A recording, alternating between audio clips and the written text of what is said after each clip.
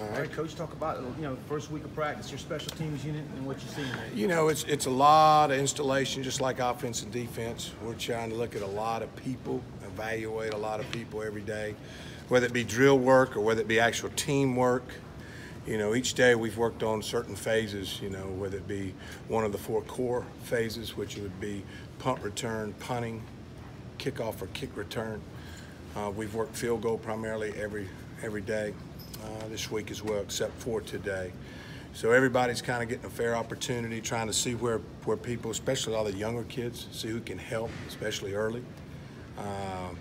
And then tomorrow's building for the scrimmage. Tomorrow's a big day where we're working all phases of kicking, both kickoff return, punt return, and our field goals will be in there tomorrow. So all those phases get touched on, and then trying to get the right amount of people, the right amount of work. That's kind of our challenge right now. A couple personnel questions. Darion Kendrick and also Greg Hugel. Can you elaborate on both? Both are having a good, solid camp. You know, Kendrick has done a nice job fielding, working as a punt returner and also a kickoff returner, as well as probably as a punt returner. Amari Rogers has been back there. We've looked at Kendrick. We've looked at Renfro has been back there in some capacity. Will Sweeney has fielded punts. Mark Fields, and then I was trying to think who all else I saw back there at the end of practice the other day, catching punts, getting opportunities. As field goal, Hugel's done well as far as the 3 kids competing for the field goal job, which would be BT and Greg and Austin Spence. Coach, the new kickoff rule, how much? Or Alex Spence. Austin's a snapper. How much do you think the new kickoff rule will just affect strategy, and how much have you been talking about that? You know, I think the new kickoff rule is going to kind of probably be the kickoff return. From our standpoint, we're going to kick the ball and cover the ball. You know, be up to them to have to decide whether to fair catch it or not. I think you got to cover it just like you cover a punt. If a fair catches it, you got to react accordingly. For us, you know, obviously our mindset is to bring the ball out, especially if we've got a good returner. And then depending on the kicker each week, maybe fluctuate. Maybe it's a guy that can hang it up there extremely high. Maybe your mindset might change, but right now going into it, we're definitely thinking in the return mode if we can. Because with Hugel coming back, yes, sir. Alex Spence coming back, right. BT Potter coming in, what was the staff's thought process in adding another kicker and Sawicki? I'm sorry, I can't remember. You know, well, Sawicki came to us, mid-season. He originally came to us as a punter. You know, but he's one of the few kids. It's a combo kid. He kicks off too. He punts as well as does field goals. You know, and he holds as well. So he's probably for us. He's probably been the first really combo guy we've had probably since maybe even Bradley Pinion. You know, he does all those jobs and he does most of them pretty well. And then 240 some odd pounds. Oh yeah, is he kind of an ideal kickoff guy. Yeah, you know, he looks a little bit like Pinion from just a structure standpoint. He's a nice young man. He's done a good job for us.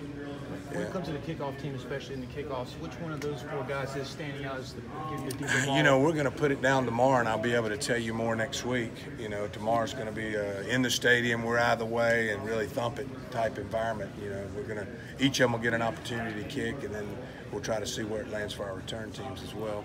How intense is that place getting battle? You know, I think it's real intense. You know, it goes each day. You know, one kid will have a good day. It's just like all the other positions. You know, it's been kind of interesting. There's not a runaway favorite that's out there and nobody's catching. Each one of these guys have shined at some point so far in the first week of camp. Well, you're running out there, kickoff return. Kickoff return, we've had several different guys out there. Probably Travis and Choice. We've run Feaster. Amari Rogers is out there. Kendrick's out there. Mark Fields is out there. Powell's been out there. And those are guys that are back deep. And a lot of times the guys back deep, there's one primary guy, and the offset guy may be a better blocker at times. You know, you can scheme different what you want, but all those guys have been back there in some capacity.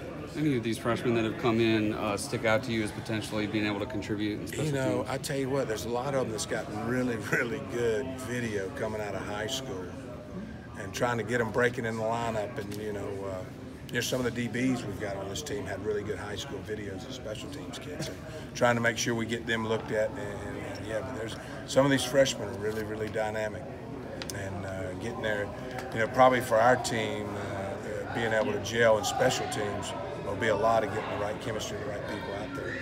A lot of guys in the past, like the James Skalski and Chad Smith, have excelled on special teams. Yeah, Dorian O'Daniel, that's where he lived.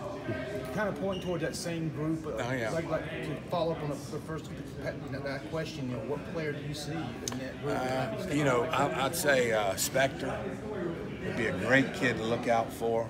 Trey Lamar's another kid that's kind of embraced that. Simmons. Isaiah Simmons is out there on a lot of them. Those are kids that just kind of a nucleus of Rudolph's another kid that's jumped out there and is on several of them. I know he's been on our return team. Again, you still got Chad Smith and Skalski hadn't practiced much, has been out some. But when he's back, he'll be a candidate to be out there on a lot of them. And that's kind of your nucleus of guys, and then you kind of go from there. Speak about the long snapper situation. Every year it's a different guy gets that role. Yep. Usually a red shirt guy or a walk-on guy. Yep. Who you got this year? We've got both the kids back. We've got Austin Spence, who's Alex's brother, is a long snapper. We've got Patrick Phipps, and we've got Jack Maddox, are the three kids in camp. And we've added a young man, Tyler Brown, who's been a tight end and / long snapper kid. So those are the 4 kids in camp right now that are with us and doing a good job. And so there's open competition there, and that's. I would say I've been fortunate enough to be here 10 years, and this is as far as specialists go, and that's snappers, holders, kickers, punters. This is probably the most competitive group that we've had. That's from punters. There's 3 good punters vying for a job. There's kickers, where it's competition, and so hopefully that'll shake out, and we'll be able to play the guy that gives us the best opportunity to win. Has Amari been first team punt return?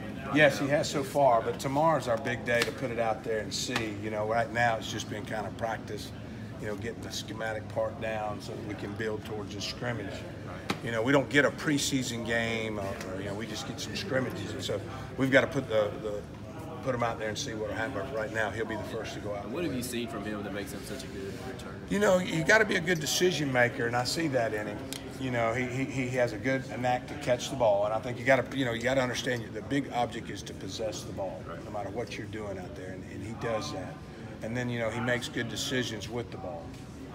Sometimes anything from having confidence of the guy fielding the ball at the 10-yard line on a sky punt versus getting up under that's a really, really hard job. Is to be in front of 80,000 people and that ball screaming high, and you get out there and have to catch it. And I think that's one of the basic fundamentals. He gives us a good chance. He does a good job with that. Can you speak to the importance of that battery between long snapper and holder, and how important that is? Oh, the battery is really, really, really, really important in teams. Timing's just like any play. That you have an accurate snap, and that snapper depends on the holder to be right, and the kicker depends on both of them to be right. So it's definitely the ultimate in team. And then every time they go out there, their chips are all in. It's either good or no good. So they have to be consistent in what they do, and they work extremely hard on. Will Swinney's done a great job for us. As far as our holder, he's consistent. He works hard with those guys, and I think Hugo and Spence and BT all are getting used to him. And then also Will Spires has worked some as a backup holder for us, and so has Hunter Renfro worked as a holder for us. Coach, What have you seen from BT? Sir? What have you seen from BT? BT's he's a smooth customer. Ball jumps off that foot, and I like what I see with him. He's a confident kid.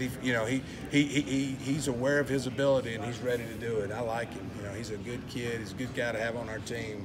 We're just excited to see him, see what he can do. Coach, your coverage unit gave up a lot of yards in 2015. Last couple of years, it's been more of a strength. What do you think the biggest difference has been? Probably the biggest thing is the kids have gotten older. If you look at it, the kids that are out there, they were freshmen and redshirt freshmen then. And all of a sudden, you're seeing them 3 years later, and you're seeing more of them. And so they're starting to understand, just like anything, the older they get, the more drills they get, the more they see a certain play or a certain return, and being able to know how to stop it. And it takes some time. It's no different than offense or defense. And so it's really exciting to watch them kind of mature. And then hopefully we can get a young group going, so that they'll be ready for not only to help this year, but be able to help the following year. Was that Kayvon Wallace we saw the other day also feeling punch? Yes, Kayvon's been back there. Kayvon Wallace is back there giving an opportunity some. He's a kid that has done well. Of the 4 phases you talked about earlier, is there one you're more confident in? You know, I'm not. I think they all